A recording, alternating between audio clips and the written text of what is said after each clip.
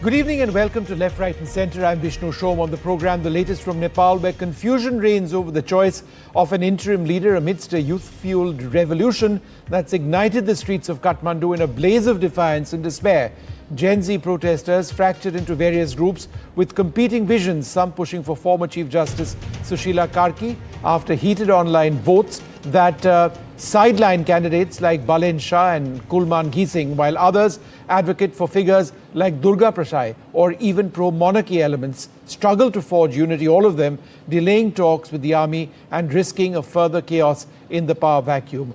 We'll be looking at that very closely. And right up after that, a very special interview coming up on Left, Right and Centre. John Bolton, the former US National Security Advisor, somebody who's been bitterly opposed to Donald Trump and the way in which America has been dealing with India of late, joins us in a very special interview. Yes, the India-US relationship seems to be on a somewhat better keel, but Pete Navarro continues to make very controversial remarks. What exactly does Mr. Bolton have to say about Navarro? That's coming up in a little while from now.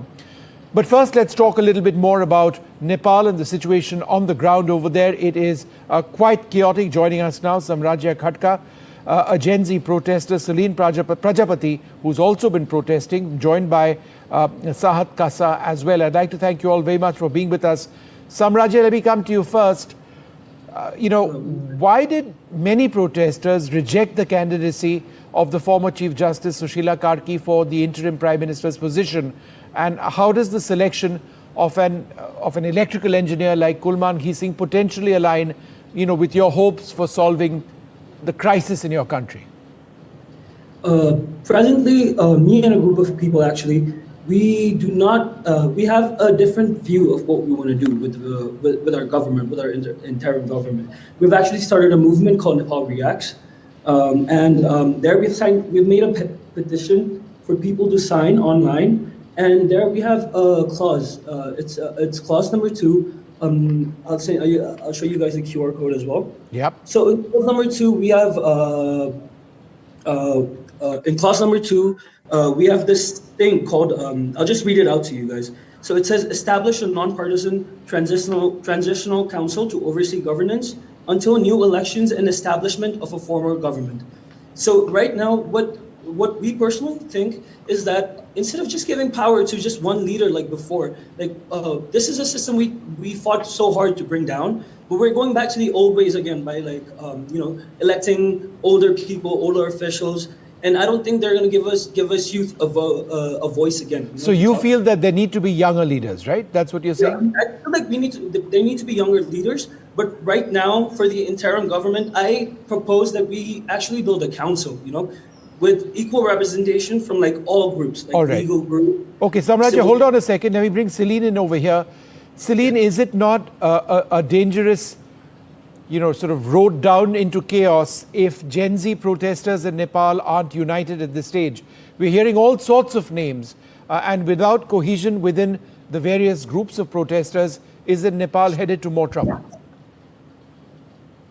So as we know, that Nepal is going through a profound political crisis right now by the resignation of our Prime Minister KP Sharma Oli. So following the widespread protest against corruption and a controversial social media ban has left the country in a state of uncertainty. So the protests, initially sparked by government's action, have escalated into a broader movement demanding systematic change.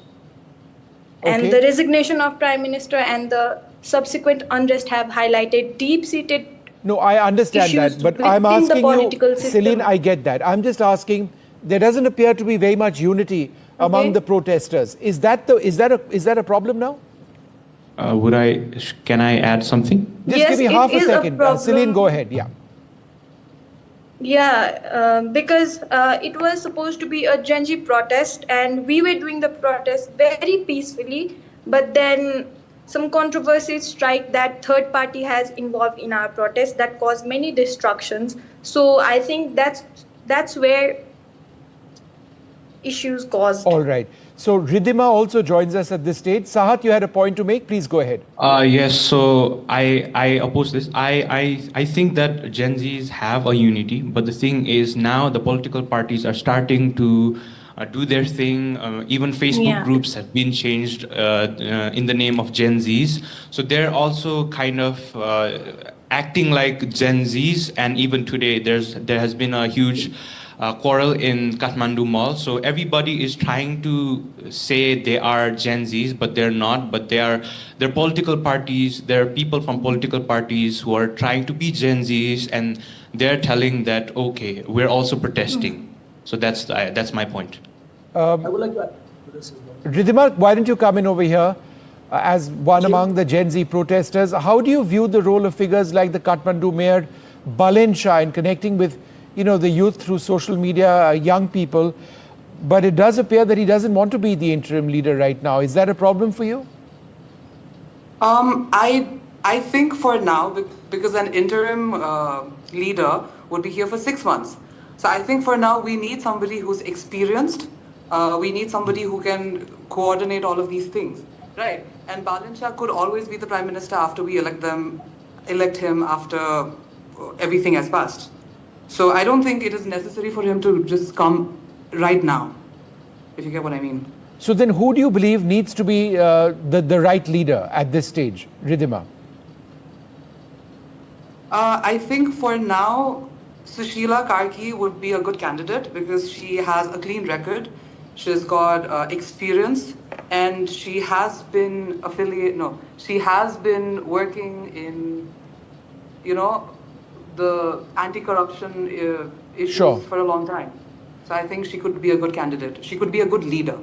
Samraja, is there a real concern at this stage that, time may be running out, and that the more time that it takes to sort out the political mess on the ground, the more chaos there will be on the streets of not just Kathmandu, but other parts of your country? Definitely, and I feel like we should all come unite as people, as one people, and get to a certain demands. We have to bring together certain demands, because I feel like there's so many groups right now with so many different demands that they haven't been able to come to one conclusion of what to do, right? So what we're trying to do right now is we're trying to rally everybody and get signatures from everybody. We're trying to start a social media campaign, signatures from everybody, so that we can come to a place where we can all agree on things, like what we want to do in our future. We do have a bare outline of what we want, but we also have on our website, we have place where we can put suggestions of what changes people want to put into those demands, so that we can make those changes and then we can submit it to the government after we have a backing of, say, 100,000 signatures or something. So Sahat, we're trying to push. Sure. Sahat, a final question to you.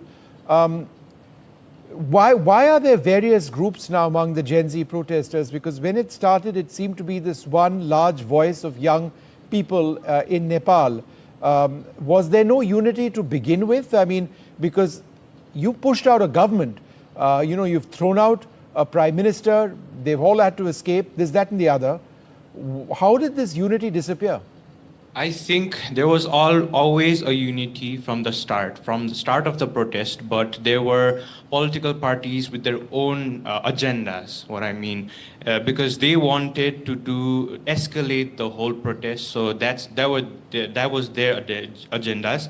And right now, one of the most problematic thing is that even among Gen Zs, these political parties are slowly placing these things that are trying to unite us. So that is the problem I see in right now. But if we stand united, I think we'll be stronger. And if we are divided, that will make us weaker. Ridhima, running out of time. Last word to you. Go ahead. I have something to say. So I would like to start with clarifying that the protest wasn't really organized by a specific organization, right? It was a spontaneous movement that we all decided unanimously, in terms of day and location and time. So my earliest memory of getting to know about this protest was I was making videos raising awareness about the social media ban and then all of the casualties behind it, right? And I actually got to know about the protest through comments of my own videos or of similar kind of videos where people were just writing that the protest is in this location and all of the details. And then after, when bigger creators started confirming that, yes, we will be going to the protest, was the only point when I realized that, okay, this is an actual thing. Okay. So it wasn't really an organized. Sure. Well, look, I mean, things in Nepal have moved incredibly fast, but let's just hope that people remain calm, because the underlying tension does continue out on the streets, and the possibility of violence has not quite disappeared. We leave it over there and hope, all of us, for peace in your beautiful country. Thank you very much for being with us.